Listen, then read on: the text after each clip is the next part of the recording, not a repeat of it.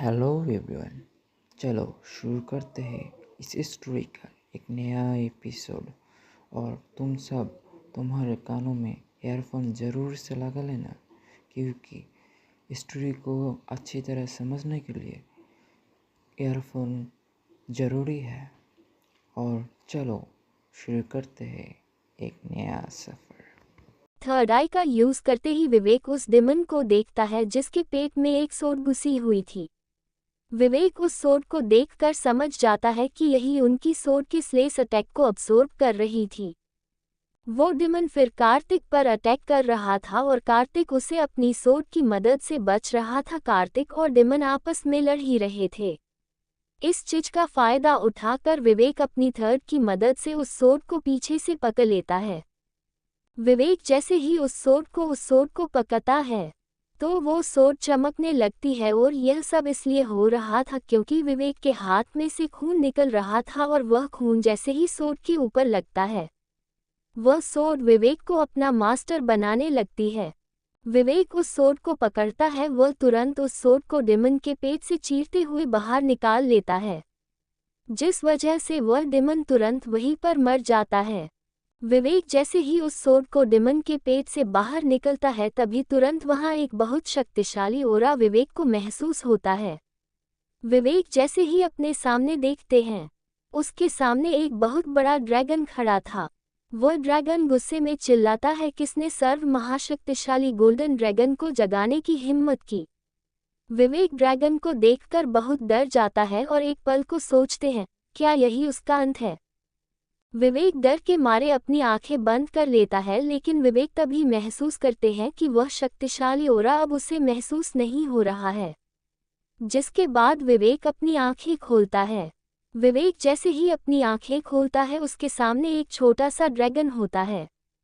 विवेक उस ड्रैगन को देखकर बहुत ज्यादा हैरान हो जाते हैं, क्योंकि थोड़ी देर पहले वह ड्रैगन इतना ज्यादा बड़ा और शक्तिशाली था कि उसके ओरा से ही विवेक को डर लग रहा था, लेकिन अब वह ड्रैगन इतना छोटा हो गया था। वो ड्रैगन फिर हंसते हुए विवेक से कहते हैं, मैंने तुम्हें डरा दिया ना।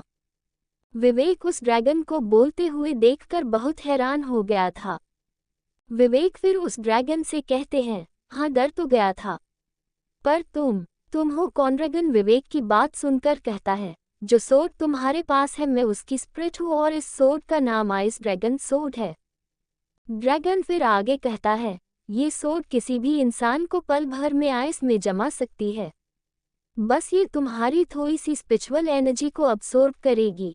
ड्रैगन की बात सुनकर विवेक हैरानी से कहता है, क्या ये सोड स्पिरिचुअल एनर्जी को अब्सॉर्ब करती है।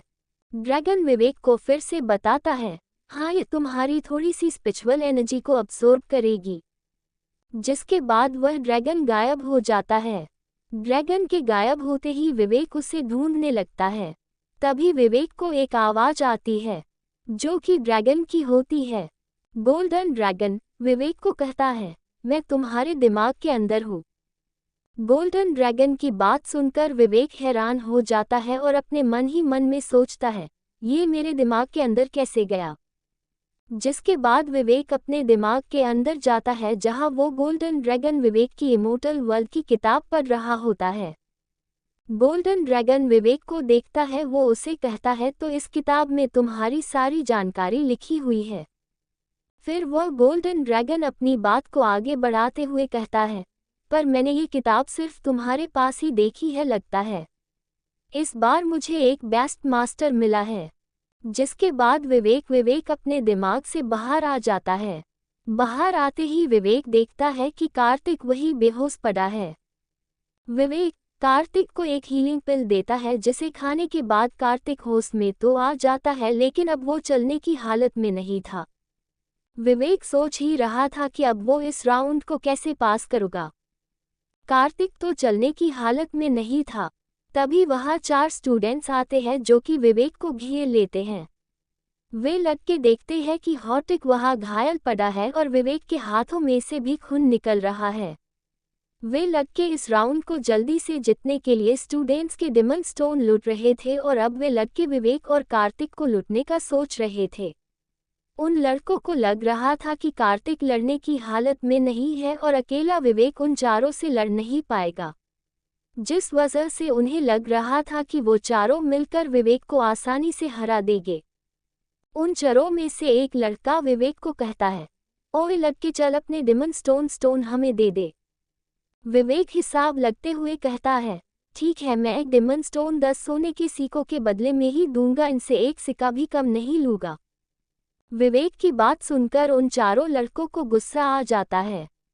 गुस्सा आए भी क्यों ना, विवेक बात ही ऐसी कर रहा था कि किसी भी इंसान को गुस्सा आ जाएगा, क्योंकि अगर कोई भी मार्केट में से लेवल 6 के भी डिमन स्टोन को खरीदते हैं तो भी 10 सोने के सिक्के में तो आराम से 3 से 4 डिमन स्टोन खरीद सकते हैं, और विवेक उन्हें 10 सोने के सिक्के के बदले सिर्फ एक डिमन स्टोन देने की बात कर रहा था, जबकि वे तो विवेक को लूटने के लिए आए थे और विवेक उन्हें ही लूटने की सोच रहा था।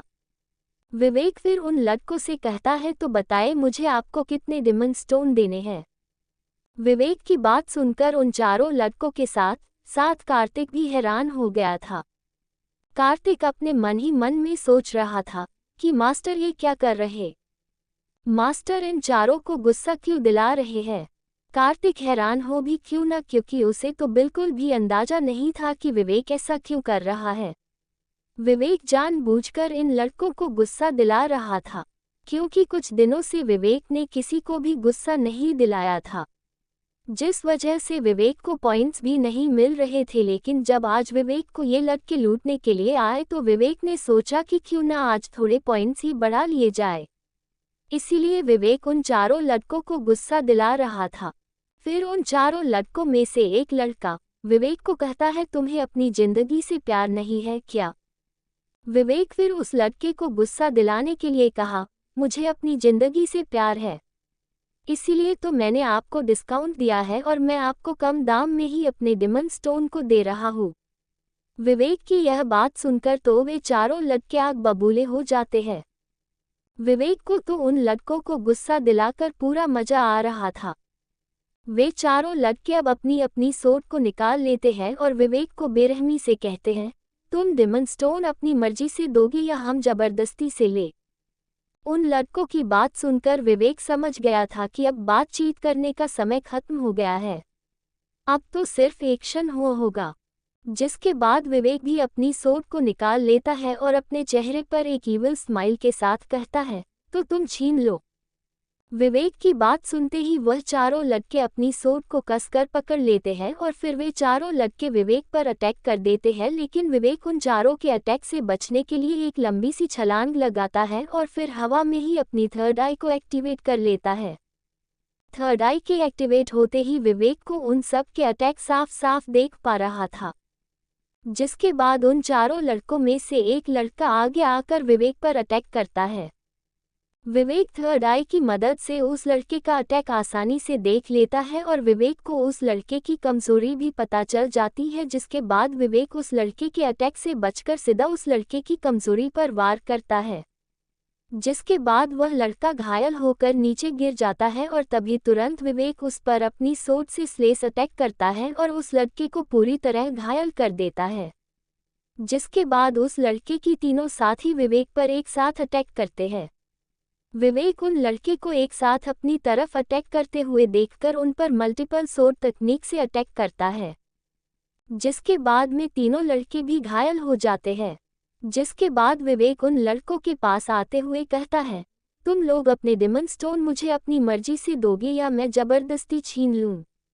वे लड़के विवेक से बहुत डर गए थे, जिसके बाद वे डरते हुए कहते हैं, ठीक है, हम आपको अपने डिमन स्टोन देता है। विवेक उन लड़कों से डिमन स्टोन लेकर वहां से कार्तिक को अपने कंधे पर बिठाकर चला जाता है। विवेक अब सीधा एग्जाम हॉल में जाना चाहता था, क्योंकि विवेक को उन लड़कों से लगभग 45 डिमन स्टोन मिल गए थे। विवेक अब जंगल से बाहर जाने लगता है। विवेक और कार्तिक जब जंगल से बाहर आ रहे तब पूरे रास्ते कार्तिक सिर्फ यही सोच रहा था कि विवेक ने उन चारों लड़कों को अकेले ही कैसे हरा दिया। हालांकि कार्तिक जानता था कि विवेक ताकतवर तो है, पर इतना कि अकेले ही पहले एक डिमन को हरा दिया था और फिर तुरंत ही 4 लड़कों को भी हरा देता है। जंगल से बाहर आने के बाद विवेक कार्तिक को लेकर सीधा एग्जाम हॉल की तरफ जाने लगता है। एग्जाम हॉल में आते ही विवेक वहां अपने और कार्तिक दोनों के डिमन स्टोन मिलकर उन्हें 40 डिमन स्टोन दे देता है और अपना नया टोकन ले लेता है, जिस पर विवेक की रैंक 2564 थी और कार्तिक की रैंक 2565 थी। विवेक और कार्तिक की रैंक एक साथ इसीलिए थी क्योंकि विवेक और कार्तिक एक साथ एग्जाम को पास करते थे और एक साथ अपना अपना टोकन लेते थे, जिस वजह से इन दोनों की रैंक एक ही साथ थी। इस राउंड के बाद बहुत से स्टूडेंट्स घायल हो चुके थे, जिस वजह से अब अगला राउंड 2 दिन बाद होगा। इन 2 दिनों तक सभी स्टूडेंट्स रेस्ट कर सकते हैं और अपनी ताकत को और भी बढ़ा सकते हैं, क्योंकि अगला राउंड और भी ज़्यादा मुश्किल होने वाला है। जिसके बाद विवेक वहां से कार्तिक को लेकर चला जाता है। विवेक वहां से कार्तिक को अपने कमरे पर लेकर आता है, जो कमरा विवेक ने किराए पर लिया था।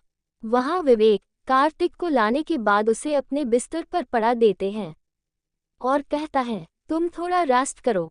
कार्तिक विवेक की बात सुनकर विवेक को हल्की आवाज में कहता है, जी मास्टर, मैं जल्दी ठीक हो जाऊंगा। विवेक कार्तिक की बात सुनकर कार्तिक को कहता है, अच्छा ठीक है, अब तुम सो जाओ। कार्तिक को ये कहकर विवेक कमरे से बाहर चला जाता है। विवेक कमरे से बाहर आने के बाद विवेक उस आइस ड्रैगन सोर्ड को बाहर निकलता है। आइस ड्रैगन सोर्ड को बाहर निकलकर विवेक उस सोर्ड को देखने लगता है। आइस ड्रैगन सोर्ड विवेक के हाथ में आते ही वह एक बर्फ की तरह ही चमक रही थी। विवेक उस सोर्ड की ताकत को आजमाने के लिए पास ही रखी एक बाल्टी पर अपनी सोर्ड से एक अटैक करता है। आइस ड्रैगन सोर्ड का अटैक उस बाल्टी पर लगते ही वो बाल्टी पूरी तरह एक बर्फ के टुकड़े में बदल जाती है। आइस ड्रैगन सोर्ड की पावर देखकर विवेक हैरान और खुश दोनों भाव एक ही साथ विवेक के चेहरे पर आ गए थे। विवेक इतना तो समझ ही गया था कि इस आइस ड्रैगन सोर्ड सच में बहुत ज़्यादा ताकतवर थी, पर वो आइस ड्रैगन सोर्ड विवेक की स्पिरिचुअल पावर को भी अपने अंदर अब्जॉर्ब कर रही थी। विवेक ने जो अटैक उस बाल्टी पर किया था वो अटैक ना तो ज़्यादा ताकतवर था और ना ही उस अटैक ने विवेक की ज़्यादा स्पिरिचुअल पावर को भी अब्जॉर्ब नहीं किया था। विवेक समझ गया था कि भले ही इस अटैक ने विवेक की ज़्यादा स्पिरिचुअल एनर्जी को अब्जॉर्ब नहीं किया था, पर विवेक समझ गया था अगर वो इस सोर्ड से ज़्यादा देर तक फाइट नहीं कर सकता है, और अगर विवेक को इस सोर्ड से ज़्यादा देर तक फाइट करनी है तो उसे और भी ज़्यादा ताकतवर बनना होगा। विवेक इस गहरी सोच में डूबा हुआ ही था, तभी गोल्डन ड्रैगन विवेक के दिमाग के अंदर से बाहर निकलकर आता है और विवेक को डरा देता है, जिस वजह से विवेक डर के मारे 2 कदम पीछे लेने लगता है और इस चक्कर में विवेक नीचे गिर जाता है। विवेक को नीचे गिरता देखकर गोल्डन ड्रैगन बहुत खुश होता है और फिर विवेक से कहता है, तुम तो बहुत डरपोक हो, इतनी जल्दी डर गए। गोल्डन ड्रैगन की बात सुनकर विवेक को बहुत गुस्सा आ गया था और फिर विवेक उस पर अपनी आइस ड्रैगन सोर्ड से अटैक करता है, लेकिन उस अटैक से गोल्डन ड्रैगन जमने की बदले उसकी पावर को अब्जॉर्ब कर लेता है। उस पावर को अब्जॉर्ब करने के बाद गोल्डन ड्रैगन विवेक को चिढ़ाने के लिए कहता है, मैं हूँ महासर्वशक्तिशाली गोल्डन ड्रैगन, मुझे इन जैसे छोटे मोटे अटैक से कुछ भी नहीं होता। गोल्डन ड्रैगन की बात सुनकर विवेक को गुस्सा आ जाता है और फिर विवेक एक लंबी सी छलांग मारता है और उस गोल्डन ड्रैगन को अपने हाथों में पकड़ लेता है। जिसके बाद विवेक गोल्डन ड्रैगन को कहता है, अब तुम मुझे कुछ ऐसा बताओ जिसे सुनकर मुझे खुशी मिले, वरना तुम तो गए। विवेक की बात सुनकर गोल्डन ड्रैगन को बिल्कुल भी फर्क नहीं पड़ता और फिर गोल्डन ड्रैगन विवेक को कहता है, तुम मुझे अपने किसी भी अटैक से घायल नहीं कर सकते हो। गोल्डन ड्रैगन की बात सुनकर विवेक अपने चेहरे पर एक इविल स्माइल आता है और कहता है, भले ही मैं तुम्हें अपने किसी भी अटैक से घायल नहीं कर सकता, पर तुम्हें हंसा तो सकता हूँ। विवेक की बात सुनकर गोल्डन ड्रैगन को कुछ भी समझ में नहीं आता है और वो फिर विवेक से पूछता है, क्या मतलब तुम मुझे हंसा सकते हो? गोल्डन ड्रैगन की बात सुनकर विवेक कुछ नहीं बोलता, सिर्फ एक ईविल स्माइल देता है और फिर गोल्डन ड्रैगन को एक रस्सी से उल्टा लटका देते हैं, जो देखकर गोल्डन ड्रैगन को कुछ समझ में नहीं आता और वह विवेक से हैरानी से पूछता है, तुम क्या करने की कोशिश कर रहे हो? वे फिर हंसते हुए गोल्डन ड्रैगन को कहता है, अभी समझ में आ जाएगा। जिसके विवेक एक पंख को गोल्डन ड्रैगन के पेट पर फेरता है, जिस वजह से गोल्डन ड्रैगन को बहुत हंसी आने लगती है। गोल्डन ड्रैगन चाहकर भी अपनी हंसी रोक नहीं पाता है। गोल्डन ड्रैगन विवेक को हंसते हुए कहता है, तुम ये सब क्या कर रहा हो? बंद करो ये सब। गोल्डन ड्रैगन की बात सुनकर विवेक उससे कहता है, अगर तुम चाहते हो कि मैं ये सब बंद कर दूं, तो तुम मुझे कुछ ऐसा बताओ जो सुनकर मुझे अच्छा लगे। गोल्डन ड्रैगन हंसते हुए कहता है, ठीक है, पर पहले तुम ये सब तो बंद करो। गोल्डन ड्रैगन की बात सुनकर विवेक रुक जाता है और कहता है, चलो अब बोलना शुरू करो। विवेक को रुकता हुआ देखकर गोल्डन ड्रैगन एक राहत की सांस लेता है और फिर कुछ देर बाद कहता है, मैं तुम्हें एक तकनीक सिखा सकता हूँ। तकनीक की बात सुनकर विवेक बहुत खुश हो जाता है और फिर जल्दी से उत्साह के साथ गोल्डन ड्रैगन से पूछता है, कैसी तकनीक? तुम मुझे कैसी तकनीक सिखाओगे? गोल्डन ड्रैगन विवेक की बात सुनकर फिर उसे बताता है, ये तकनीक जो मैं तुम्हें सिखाऊंगा ये कोई आम तकनीक नहीं है, ये कई हजार साल पहले महाराजा ध्रुव इस तकनीक की प्रैक्टिस किया करते थे। गोल्डन ड्रैगन की बात सुनकर विवेक सोचता है, अगर महाराजा ध्रुव इस तकनीक की प्रैक्टिस क्या करते थे? विवेक भले ही इस दुनिया का नहीं था, पर वह जानता था कि महाराजा ध्रुव कौन थे। महाराजा ध्रुव इस दुनिया के बहुत ही ताकतवर इंसान थे। बहुत से लोग आज भी महाराजा ध्रुव की ताकत को मानते थे। महाराजा ध्रुव की इस दुनिया में आज भी बहुत सी कहानियां मशहूर थी। यहाँ के लोग कहते थे महाराजा ध्रुव की हर एक तकनीक बहुत ही ताकतवर होती थी, जिसे आम लोग तो बिल्कुल भी प्रैक्टिस नहीं कर सकते हैं। लेकिन आज गोल्डन ड्रैगन कह रहा था कि वह विवेक को महाराजा ध्रुव की तकनीक सिखाएगा, जो सुनकर विवेक बहुत खुश था। विवेक फिर गोल्डन ड्रैगन से कहता है, तो चलो सिखाओ ये तकनीक, अब तुम किसका इंतजार कर रही हो? विवेक की बात सुनकर गोल्डन ड्रैगन विवेक को कहते हैं, इस तकनीक को तुम अभी नहीं सीख सकते हो। गोल्डन ड्रैगन की बात सुनकर विवेक कंफ्यूज होते हुए कहते हैं, अभी नहीं सीख सकते, क्या मतलब है तुम्हारा? गोल्डन ड्रैगन फिर विवेक को बताता है, ये तकनीक जो मैं तुम्हें सिखाऊंगा वह बहुत ताकतवर है और इसे कोई भी कमजोर इंसान नहीं सीख सकता। इसे सीखने के लिए तुम्हें अर्थ लेवल पर आना होगा, जब भी तुम इस तकनीक को सीख सकते हो। गोल्डन ड्रैगन की बात सुनकर विवेक थोड़ा उदास हो जाता है। विवेक फिर सोचता है, अगर मैं चाहूँ तो यही खड़े खड़े अर्थ लेवल पर आ सकता हूँ, पर अगर मैं ऐसा करता हूँ तो हर कोई यही सोचेगा कि मेरे पास कोई ट्रेजर है और उस ट्रेलर को छीनने के लिए मेरे पीछे बहुत से ताकतवर इंसान लग जाएंगे। दरअसल जब कोई इंसान अपने 10 लेवल को पूरा कर लेता है तो वह अर्थ लेवल पर आ जाता है और उसके बाद और भी ताकतवर लेवल होते हैं। विवेक को उदास देखकर गोल्डन ड्रैगन विवेक को कहता है, तुम भी उदास मत हो, चलो मैं तुम्हें उस तकनीक का नाम बताता हूँ। गोल्डन ड्रैगन फिर बड़े गर्व के साथ उस तकनीक का नाम बताते हैं, आइस ड्रैगन तकनीक।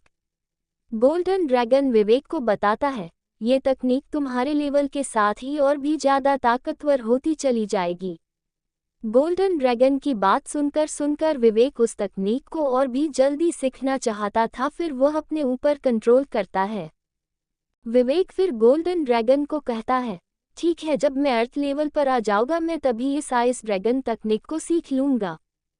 जिसके बाद गोल्डन ड्रैगन विवेक को दिलासा देते हुए कहता है, कोई बात नहीं, तुम जल्दी ही अर्थ लेवल पर आ जाओगे तो मैं तुम्हें ये तकनीक जरूर सिखाऊंगा। जिसकी बात सुनकर विवेक अपने मन ही मन में हंसता है और सोचता है, अगर मैं चाहूँ तो आज ही अर्थ लेवल पर आ जाऊँ, पर कोई बात नहीं, मैं थोड़ा इंतजार तो कर ही सकता हूँ। जिसके बाद विवेक अपने लेवल को चेक करने के लिए अपने दिमाग के अंदर जाते हैं।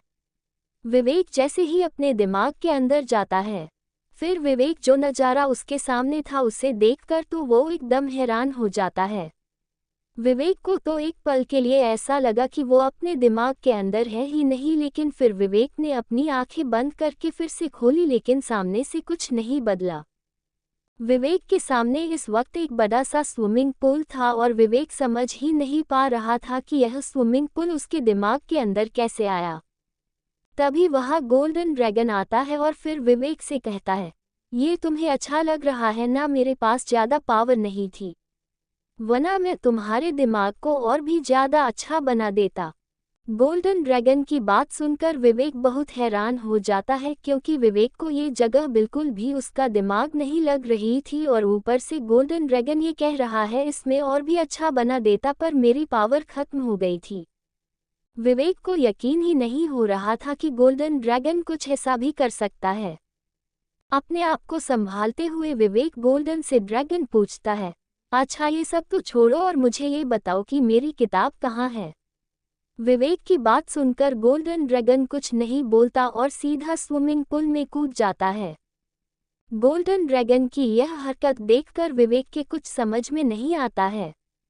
वह सोचता है कि मेरे किताब के बारे में पूछते ही गोल्डन ड्रैगन स्विमिंग पूल के अंदर क्यों चला गया। विवेक सोचने की कोशिश करता है कि गोल्डन ड्रैगन ने ऐसी हरकत क्यों की। विवेक के मन में घूम फिर कर सिर्फ एक ही ख्याल आ रहा था, कहीं इस गोल्डन ड्रैगन ने किताब के साथ कुछ कर तो नहीं दिया। ये ख्याल जैसे ही विवेक के मन में आया, उसने अपने आप को संभालते हुए कहा, नहीं नहीं, ऐसा नहीं हो सकता है। विवेक ये सब सोच ही रहा था कि उसी वक्त गोल्डन ड्रैगन स्विमिंग पूल से निकलकर बाहर आ जाता है। जैसे ही गोल्डन ड्रैगन स्विमिंग पूल से बाहर आता है, विवेक देखते हैं कि गोल्डन ड्रैगन के हाथ में इमोर्टल वर्ल्ड की किताब थी।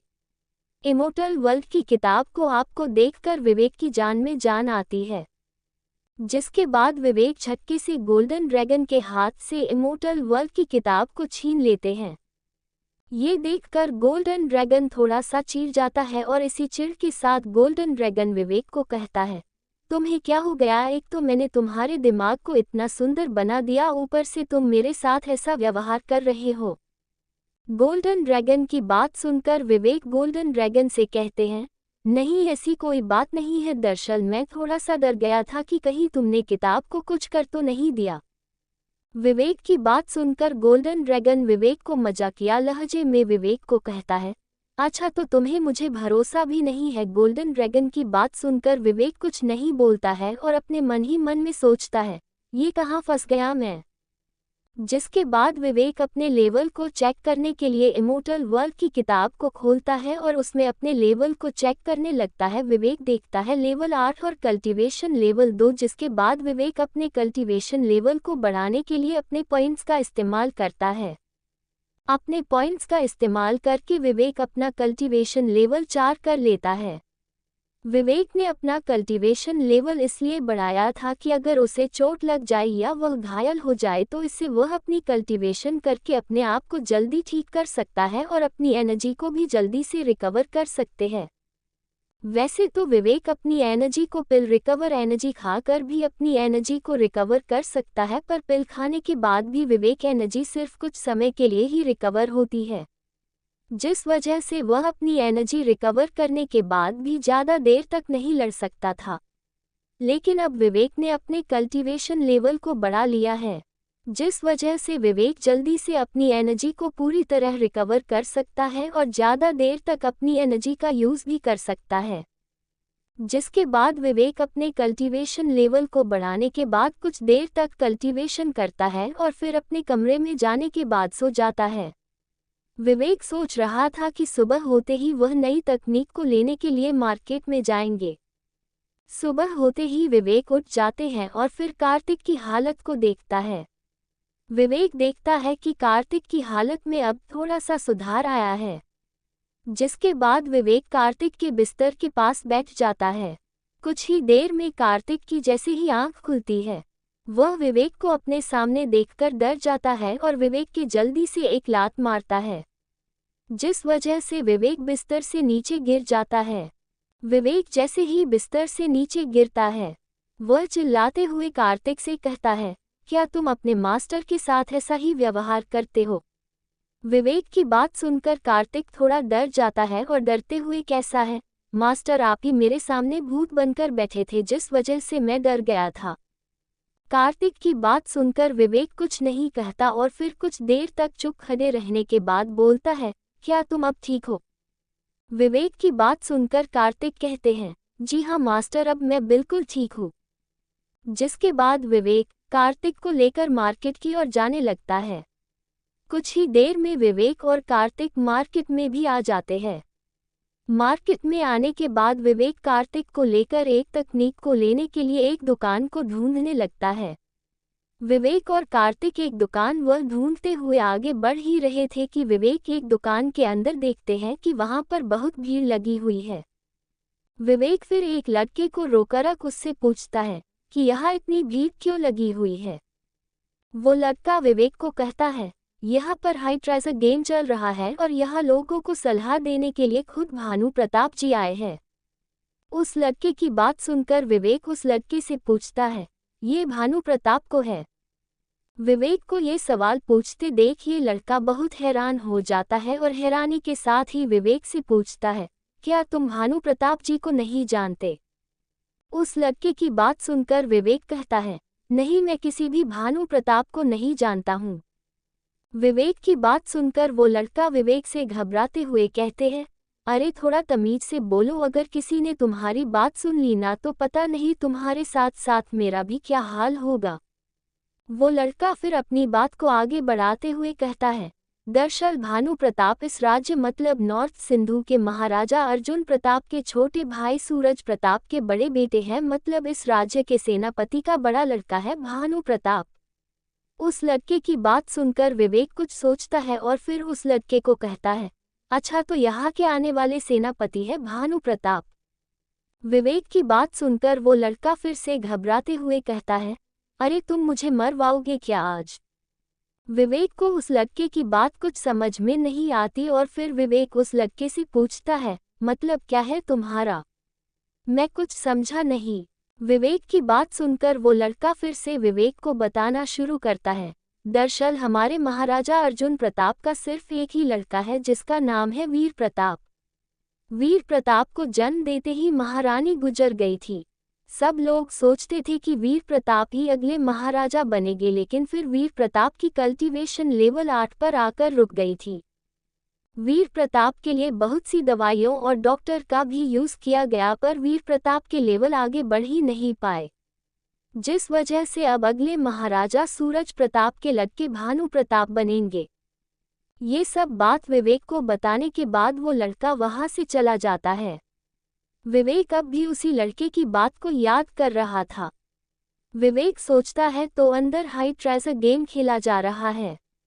विवेक जानता था कि हाई ट्रेजर गेम क्या होता है। हाई ट्रेजर गेम में मिट्टी से खुदाई कर कर बहुत से ट्रेजर ढूंढने की कोशिश की जाती है।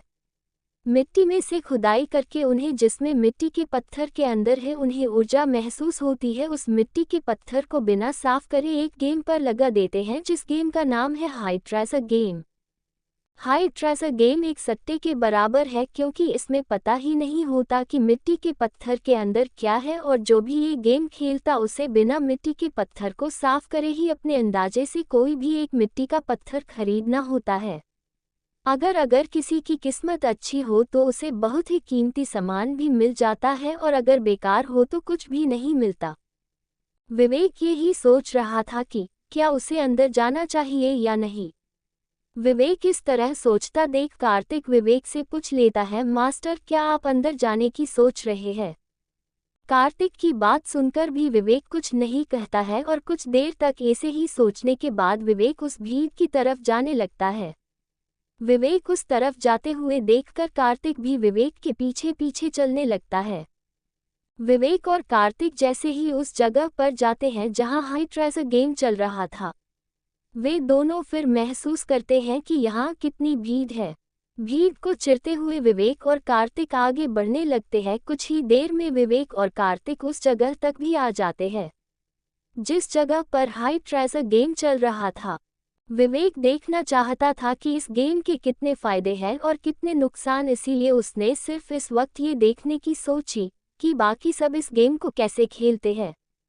विवेक ये सब सोच ही रहा था कि तभी वह वहां देखता है कि एक इंसान वहां से एक बड़े से मिट्टी के पत्थर को उठा लेता है।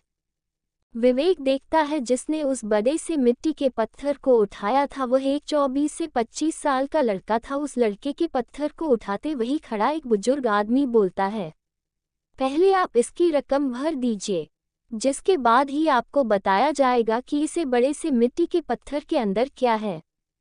उस बूढ़े आदमी की बात सुनकर वह लड़का उस बड़े से मिट्टी के पत्थर के लिए सोने के सिक्के देता है।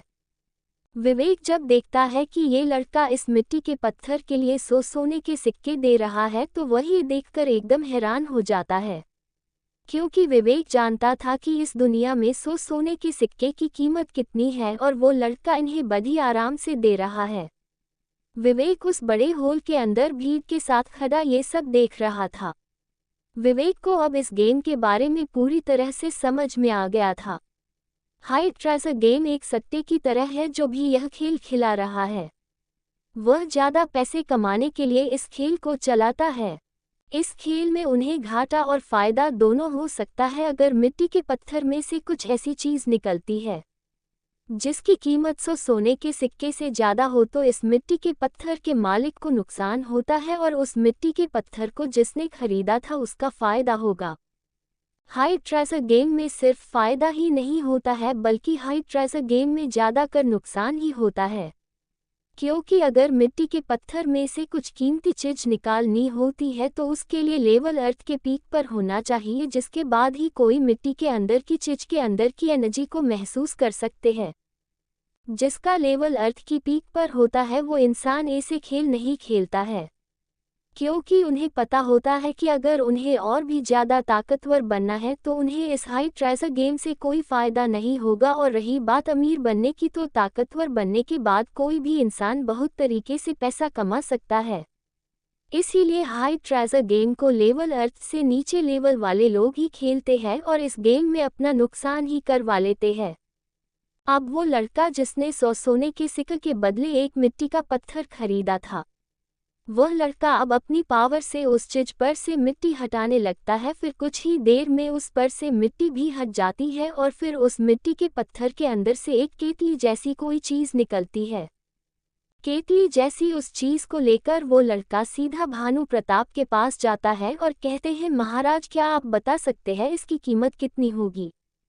विवेक ये सब देखकर हैरान था, क्योंकि अभी तक तो भानु प्रताप महाराज बना भी नहीं था और लोग उसे महाराज कहने भी लगे। दरअसल ये सब भानु प्रताप की काबिलियत की वजह से हो रहा था।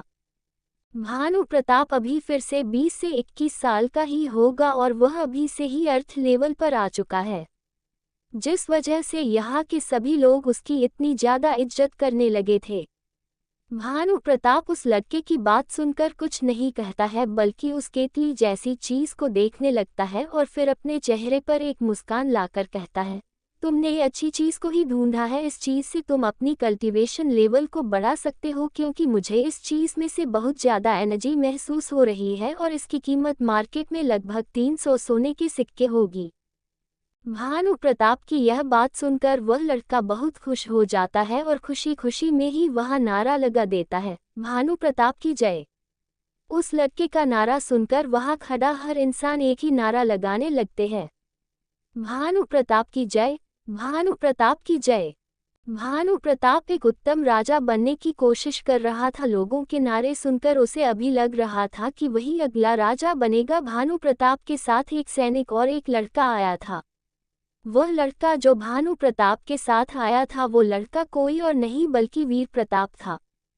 इन नारों को सुनकर वीर प्रताप के चेहरे बिल्कुल भी खुशी नहीं थी, बल्कि वीर प्रताप के चेहरे पर तो जलन साफ साफ देखी जा सकती थी। वीर प्रताप भानु प्रताप से इसलिए जलन नहीं हो रही थी कि सब लोग भानु प्रताप से खुश थे और उसकी तारीफ कर रहे थे। वीर प्रताप तो भानु प्रताप से इसलिए जलन हो रही थी क्योंकि वीर प्रताप का हक भानु प्रताप को दिया जा रहा था। तभी वहां फिर एक और लड़का आता है और एक बड़े से मिट्टी के पत्थर को उठाता है।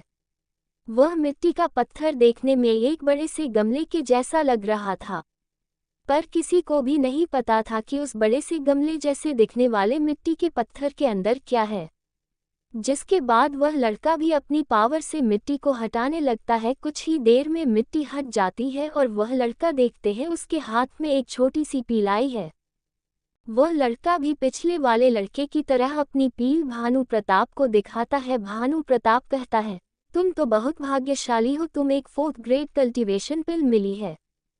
भानु प्रताप फिर उस लड़के से कहता है, अगर तुम इस पील को खाओगे तो तुरंत अगले लेवल पर प्रमोट हो जाओगे। भानु प्रताप की यह बात सुनकर वो लड़का बहुत खुश होता है। फिर भानु प्रताप उस लड़के को ये भी बताता है कि इस पील की कीमत लगभग 800 से 900 सोने के सिक्के हो सकते हैं। भानु प्रताप की यह बात सुनकर तो वह लड़का हैरान ही हो जाता है, क्योंकि उस लड़के ने ये पिल सिर्फ 150 सोने के सिक्के देकर ही पाली थी। कार्तिक जब देखता है कि इतनी छोटी पिल के कम से कम 800 सोने के सिक्के मिलेंगे तो उसे अपने भावों को रोका नहीं जाता और वो विवेक से पूछता है, मास्टर क्या सच में इस बेकार सी पिल के 800 सोने के सिक्के मिल गए? कार्तिक ने वैसे तो ये बात विवेक से धीरे से ही बोली थी, पर वहां खड़े लोगों ने कार्तिक की बात सुन ली और फिर वह लोग कार्तिक पर गुस्सा करने लगते हैं। वह लोग फिर कार्तिक को कहते हैं, तुम्हें क्या लगता है राजकुमार भानु प्रताप झूठ बोल रहे हैं? वह लोग फिर अपनी बात को आगे बढ़ाते हुए कहते हैं, राजकुमार भानु प्रताप अर्थ लेवल पर आ चुके हैं और उन्हें अब अच्छे से बताएं कौन सी पिल कितनी अच्छी है और कौन सी नहीं, और तुमने ये सब बोलकर राजकुमार का अपमान किया है। कार्तिक उस बात के ऊपर भी कार्तिक और उसके साथ विवेक इन दोनों को मारने के लिए एकदम तैयार थे, लेकिन तभी भानु प्रताप अपने हाथ के इशारे से सबको चुप करा देता है। सबको चुप कराने के बाद भानु प्रताप कार्तिक के पास जाने लगता है और कार्तिक से कहता है, क्या तुम साबित कर सकते हो कि यह पिल जो उस लड़के के हाथ में है कि ये बेकार पिल है? भानु प्रताप फिर अपनी बात को आगे बढ़ाते हुए कहता है, और अगर तुम साबित नहीं कर पाए तो मैं भी इन लोगों को रोक नहीं पाऊंगा। भानु प्रताप की बात सुनकर कार्तिक और विवेक समझ जाते हैं कि भानु प्रताप उन्हें धमकी दे रहा है। कार्तिक भानु प्रताप की बात का जवाब देने ही वाला था, तभी विवेक बोलता है, हम साबित कर देंगे कि यह पिल बेकार है। विवेक की यह बात सुनकर वहां खड़े हर इंसान को गुस्सा आ जाता है, जिस वजह से वहां खड़े लोग फिर से एक बार और विवेक और कार्तिक के ऊपर चिल्लाने लगते हैं। भानु प्रताप को भी विवेक की बात सुनकर उस पर बहुत गुस्सा आ रहा था, लेकिन भानु प्रताप अपने गुस्से को पी जाता है और कहता, तो फिर करो साबित कि यह पिल एक बेकार पिल है। भानु प्रताप एक महान राजा बनने की कोशिश कर रहा था, इसीलिए उसने सबको दिखाया कि वह कितनी सूझबूझ से काम ले रहा है। इससे सब लोग उससे इम्प्रेस हो और उसे और भी ज्यादा सम्मान मिले। भानु प्रताप ने जैसे ही विवेक को ये कहा कि अब तुम साबित करो ये पील बेकार एक पील, विवेक फिर उस लड़के के पास जाता है जिसके पास वह पील थी। विवेक उस लड़के के हाथ में से पील को ले लेता है, जिसके बाद विवेक उस पल को देखने लगता। विवेक उस पील को देखने के कुछ देर बाद बोलता है, ये पील सच में एक 4th ग्रेड मास्टर ने ही बनाई थी और यह पिल बहुत ज्यादा ताकतवर थी। विवेक की यह बात सुनकर भानु प्रताप विवेक की तरफ हंसने लगता है और फिर विवेक से कहता है, तुम्हें इस पिल को बेकार साबित करना है, पर तुम तो इस पिल की तारीफ कर रहे हो। भानु प्रताप की बात सुनकर विवेक फिर कहने लगता है, सच में ये पिल बहुत ज्यादा ताकतवर थी, पर अब नहीं है, क्योंकि यह पिल लगभग 5 से 6 साल तक मिट्टी के बीच में कैसी रही, जिस वजह से इस पिल की सारी ताकत आसपास की जमीन ने अपने अंदर अब्जॉर्ब कर लिया था, जिस वजह से अब ये पिल बिल्कुल बेकार है। विवेक की बात सुनकर वहां खड़े लोगों का गुस्सा हैरानी में बदल जाता है और जिस लड़के ने वह पिल खरीदी थी वह विवेक से पूछता है, तो क्या इससे मेरा लेवल बढ़ेगा? उस लड़के की बात सुनकर विवेक कहता है, इस पिल से तुम अगले लेवल, तो क्या तुम्हारी जरा सी एनर्जी भी नहीं बढ़ेगी? विवेक फिर भानु प्रताप की तरफ देखते हुए कहता है, और क्या कहा था तुमने? इस पिल की कीमत 800 से 900 सोने के सिक्के होगी। अरे मैं तो इसे 10 सोने के सिक्के में भी नहीं खरीदूंगा। विवेक की यह बात सुनकर तो भानु प्रताप के साथ ही वहां खड़े लोग भी हैरान हो जाते हैं और कोई भी वहां कुछ बोलने की हालत में नहीं लग रहा था। तभी एक लड़का वहां से अपने आप को संभलते हुए आगे आता है और विवेक से कहता है, और इस केतली में से तो बहुत ज्यादा एनर्जी महसूस हो रही है। जो लड़का उस केतली को अपने हाथ में लेकर आगे आया था वो कोई और नहीं बल्कि वही लड़का था जिसे एक मिट्टी के बड़े से पत्थर में से केतली मिली थी, और उस केतली के बारे में भी भानु प्रताप ने ही कुछ विशेषता बताई थी। उस लड़के को आगे आते हुए देखकर भानु प्रताप एक चैन की सांस लेता है। फिर भानु प्रताप अपनी इज्जत को बचाने के लिए कहता है, मैंने इस केतली के बारे में जो भी कहा वो सब कुछ तो सच ही है ना। भानु प्रताप की बात सुनकर विवेक फिर उसे कुछ नहीं कहता है और उस लड़के के पास जाता है जिसके हाथ में वो केतली थी। विवेक इस लड़के के पास जाने के बाद उस लड़के को कहता है, तुम इस केतली को खोल दो। विवेक की बात सुनकर वो लड़का उस केतली को खोल देता है। वो लड़का जैसे ही उस केतली को खोलता है, उस केतली के खुलते ही वहाँ तुरंत एक बेकार सी बदबू फैलने लगती है। उस बदबू के फैलते ही वहाँ खड़े सभी लोग अपनी अपनी नाक को बंद कर लेते हैं। वो लड़का तुरंत उस केतली को बंद कर देता है, जिसके बाद वह बदबू भी खत्म हो जाती है। वो लड़का उस केतली को बंद करने के बाद विवेक से कहता है, ये बदबू कैसी है? उस लड़के की बात सुनकर विवेक कहता है, ये कोई कल्टीवेशन करने की कोई चीज़ नहीं है, बल्कि ये तो पुराने जमाने में महाराजा लोग अपनी गंदगी को इस केतली में रखा करते थे, जिस वजह से इस केतली में से इतनी ज़्यादा एनर्जी आ रही है। ये बात सुनकर तो वहाँ खड़े लोग कुछ बोलने की हालत में बचे ही नहीं थे और भानु प्रताप तो सदमे में ही चला गया था और कुछ बोलने की भी हालत में नहीं था। विवेक फिर इतने में ही नहीं रुकता है और वहाँ रखे मिट्टी के पत्थर को उठाने लगता है और बताने लगता है कि इन मिट्टी के पत्थर के अंदर क्या क्या है।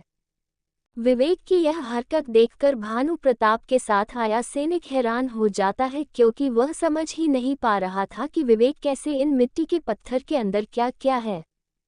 फिर भानु प्रताप के साथ आया सैनिक अपने आप को संभलता है और फिर विवेक को रोकने के लिए आगे जाने लगता है, लेकिन तभी विवेक उन मिट्टी के पत्थर के बारे में बता रहा था कि तभी वो एक पत्थर को उठाता है और उसके बारे में भी बताने वाला ही था कि तभी उसके अंदर से गोल्डन ड्रैगन कहता है, विवेक इस पत्थर को तुम खरीद लो, इस मिट्टी के पत्थर के अंदर एक ताकतवर ट्रेजर है। गोल्डन ड्रैगन की बात सुनकर विवेक उस मिट्टी के पत्थर को खरीदने के लिए तैयार हो जाता है। विवेक फिर उस मिट्टी के पत्थर को उठा लेता है और उसकी कीमत देने के लिए काउंटर पर जाकर सोने के सिक्के की एक पोटली रख देता है। विवेक को उस मिट्टी के पत्थर को खरीदता देख वह सैनिक विवेक के पास जाता है और उसे ऊंची आवाज में कहता है, तुम यहाँ से कुछ भी नहीं खरीद सकते हो। विवेक उस सैनिक की बात सुनकर उसे मुस्कुराते हुए कहते हैं, ये रोल पहले तो नहीं था और तुम उस रोल को बना दोगे और मैं मान भी लूँगा, ये तुमने कैसे सोचा? विवेक की बात सुनकर वो सैनिक कुछ नहीं कहता है, बस अपनी ओरा को बाहर निकालने लगता है। उस सैनिक का ओरा इतना ज़्यादा था कि विवेक को उसके सामने खड़ा होने के लिए भी अपनी एनर्जी का इस्तेमाल करना पड़ रहा था। विवेक समझ गया था कि वह सैनिक अर्थ लेवल के पीक पर है और अगर विवेक इस सैनिक से लड़ता है तो 1 मिनट के अंदर ही हार जाएगा, जिस वजह से विवेक उस सैनिक को और कुछ बोलने की हिम्मत नहीं करता है और उसे बिना कुछ कहे उस मिट्टी के पत्थर को वहीं पर रखकर वहां से चला जाता है। विवेक के वहां से जाने के बाद भानु प्रताप और उसका सैनिक भी वहां से चला जाता है, लेकिन वीर प्रताप अभी भी वही था। सबके जाने के बाद वीर प्रताप वहां से उसी मिट्टी के पत्थर को उठाता है जिसे विवेक खरीदना चाहता था। उस मिट्टी के पत्थर को लेने के बाद वीर प्रताप अपनी पावर से मिट्टी को हटाने लगता है। फिर कुछ ही देर में उस मिट्टी के पत्थर की मिट्टी भी हट जाती है और फिर वीर प्रताप अपने हाथ में वो चीज़ देखता है। उसे देखकर वीर प्रताप को अपनी आंखों पर यकीन नहीं होता है और वह एक बार अपनी आंखों को मलता है। अपनी आंखें मलने के बाद वीर प्रताप जब फिर से अपनी आंखें खोलता है, उसे फिर से अपने हाथ में वही ट्रेजर दिखता है जो कि उसके हाथ में पहले था और उस ट्रेजर का नाम है होली स्प्रिट है। होली स्प्रिट नाम का ये ट्रेजर बहुत ज़्यादा ताकतवर होता है। ये ट्रेजर अपने आसपास के एविल ओरा को एक प्योर ओरा में बदल देता है।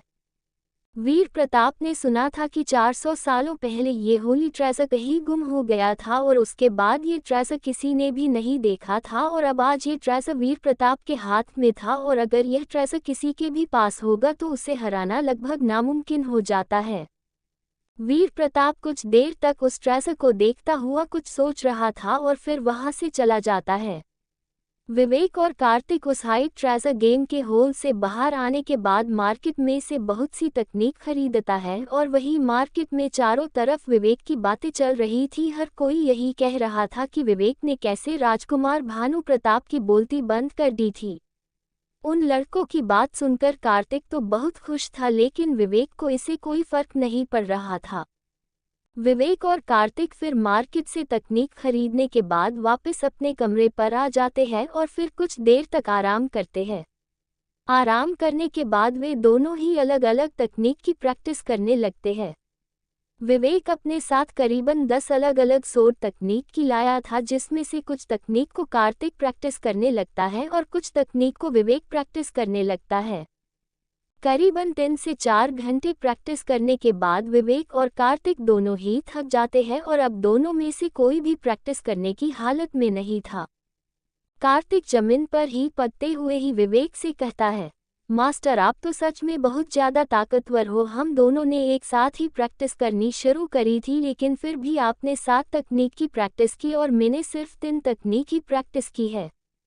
कार्तिक की बात सुनकर विवेक वही कार्तिक के पास जमीन पर पड़ जाता है और कार्तिक से कहता है, तुम और भी ज़्यादा मेहनत करो और अपने लेवल को और भी ज़्यादा बढ़ाओ, जिसके बाद तुम भी मेरे जितने ज़्यादा ताकतवर हो जाओगे। विवेक की बात सुनकर कार्तिक कुछ नहीं कहता और बस जमीन पर ही पड़ा रहता है।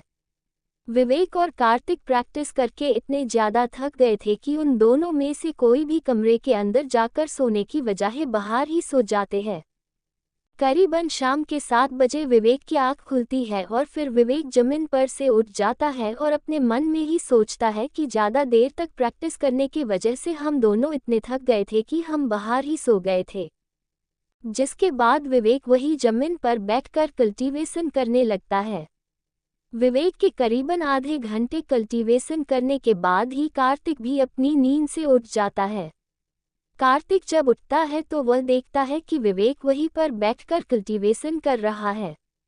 विवेक को कल्टीवेशन करते हुए देखकर कार्तिक भी विवेक के पास बैठकर कल्टीवेशन करने लगता है। वे दोनों करीबन फिर से लगभग 2 से 3 घंटे कल्टीवेशन करते हैं, जिसके बाद दोनों जैसे ही कल्टीवेशन करके उठते हैं तभी कार्तिक के पेट से आवाज़ आने लगती है।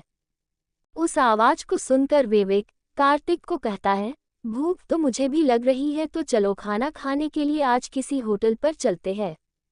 विवेक की बात सुनकर कार्तिक अपना सिर हाँ में हिला देता है, जिसके बाद कार्तिक और विवेक दोनों ही खाने के लिए जाने लगते हैं। कुछ ही देर में विवेक और कार्तिक एक खाने के होटल में आ जाते हैं और फिर विवेक अपने और कार्तिक के लिए खाने का ऑर्डर देता है। विवेक और कार्तिक होटल के अंदर खाना खाए रहे थे, तभी वह दोनों अपने पास की एक टेबल पर 2 लोगों की बात सुनते हैं। उन दोनों में से एक कह रहा था कि क्या तुम्हें पता है, पहाड़ी के ऊपर जो एक बेकार सी झोपड़ी है, उसमें से बहुत ज़्यादा इविल हो रहा बाहर निकल रहा है और कोई भी अब तक उस झोपड़ी के अंदर नहीं जा पा रहा है। उस लड़के की बात सुनकर टेबल पर बैठा दूसरा लड़का भी बोलता है, हाँ मैंने सुना है कि वहाँ इतना ज़्यादा इविल ओरा निकल रहा है कि वह किसी भी ताकतवर इंसान को इविल बना सकता है। इविल ओरा के बारे में सुनकर विवेक हैरान हो जाता है, क्योंकि विवेक जानता था कि इविल ओरा के पास जाते ही कोई भी इंसान इविल बन सकता है। जब किसी भी इंसान के अंदर इविल ओरा जाता है तब वह इंसान अपने ऊपर से कंट्रोल तो नहीं खोता है, पर उस इंसान को फिर इविल की बात माननी पड़ती है, और अगर वो इंसान फिर इविल की बात नहीं मानता तो इविल उस इंसान के अंदर के इविल ओरा की मदद से उस इंसान को बहुत ज़्यादा दर्द देता है, जिस वजह से अगर एक बार किसी के अंदर इविल ओरा आ गया तो उसके बाद तो उसे इविल की बात माननी होगी। फिर कुछ ही देर में विवेक और कार्तिक अपना खाना खत्म कर लेते हैं और फिर वहाँ से जाने लगते हैं। विवेक वहाँ उस होटल से जाते हुए भी इविल ओरा के बारे में ही सोच रहा था। कार्तिक विवेक को कुछ सोचता देखकर उससे पूछता है, मास्टर क्या हुआ, आप कुछ सोच रहे हो क्या? कार्तिक की बात सुनकर विवेक उसे कहता है, नहीं नहीं, ऐसी कोई बात नहीं है। विवेक की यह बात सुनकर कार्तिक भी उसे आगे कुछ नहीं कहता है और चुपचाप विवेक के साथ जाने लगता है। विवेक भी अब इविल ओरा की बात पर ज़्यादा ध्यान नहीं देता है और अब अपने कमरे की तरफ जाने लगता है। कुछ ही देर में विवेक और कार्तिक अपने कमरे पर आ जाते हैं।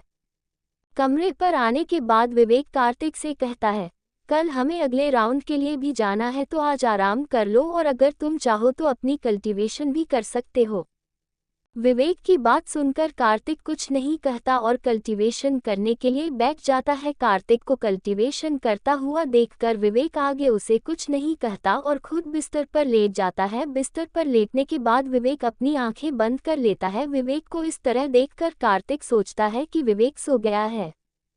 वही विवेक आंख बंद करके अपने दिमाग के अंदर आ जाता है। एक जैसे ही दिमाग के अंदर आता है वह देखता है गोल्डन ड्रैगन ने इमोर्टल वर्ल्ड की किताब को स्विमिंग पूल में गिरा दिया है और उसके ऊपर खुद लेटकर आराम कर रहा है। विवेक जैसे ही गोल्डन ड्रैगन को इस तरह देखता है तो उसे बहुत ज्यादा गुस्सा आ जाता है। विवेक फिर गोल्डन ड्रैगन पर चिल्लाते हुए कहता है, तुम ये सब क्या कर रहे हो? तुमने मेरी किताब को पानी में कैसे गिरा? तुम्हारी इतनी हिम्मत कैसे हो गई? विवेक की आवाज़ सुनकर गोल्डन ड्रैगन डर जाता है और जल्दी जल्दी में किताब से गिर जाता है, जिस वजह से वह सीधा स्विमिंग पूल में गिरता है और भीग जाता है।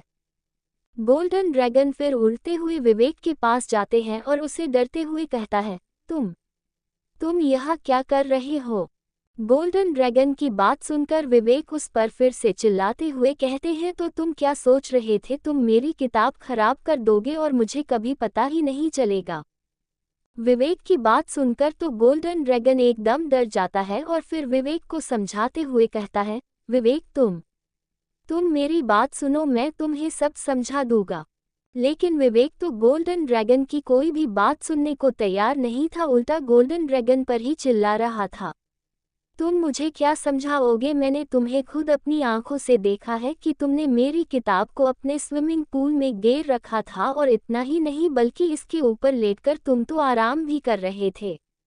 विवेक की बात सुनकर तो गोल्डन ड्रैगन के कुछ समझ में नहीं आ रहा था कि अब विवेक को कैसे समझाए। तभी गोल्डन ड्रैगन विवेक को कहता है, मैं तुम्हें अभी एक तकनीक सिखा सकता हूँ, पर पहले तुम शांत हो जाओ। गोल्डन ड्रैगन की बात सुनकर विवेक थोड़ा शांत हो जाता है, पर वह फिर गोल्डन ड्रैगन से पूछता है, तुम मुझे तकनीक का लालच देके क्या अपनी गलती को छुपाना चाहते हो? विवेक की बात सुनकर गोल्डन ड्रैगन विवेक से कहते हैं, नहीं, तुम मेरी बात को नहीं समझ पा रहे हो। दरअसल ये किताब अब इवॉल्व होने वाली है, जिस वजह से अब तुम इसे इस्तेमाल नहीं कर सकते हो, तो मैंने सोचा इसका थोड़ा सा इस्तेमाल में ही कर लेता हूँ। गोल्डन ड्रैगन फिर अपनी बात को आगे बढ़ाते हुए कहते हैं, और वैसे भी इस वक्त ये किताब अपने इवोल्व स्टेज पर, जिस वजह से इसे अभी कुछ नहीं होगा, और पानी से तो बिल्कुल भी नहीं। गोल्डन ड्रैगन की बात सुनकर विवेक का गुस्सा अब ठंडा हो गया था। गोल्डन ड्रैगन जब देखता है कि विवेक का गुस्सा अब ठंडा हो गया है तो वह भी चैन की सांस लेता है और कहता है, चलो अब तुम मेरी बात को समझ तो गए। गोल्डन ड्रैगन की बात सुनकर विवेक उसे इस बात का कोई जवाब नहीं देता और उससे पूछता है, तुम मुझे कौन सी तकनीक सिखाने वाले हो?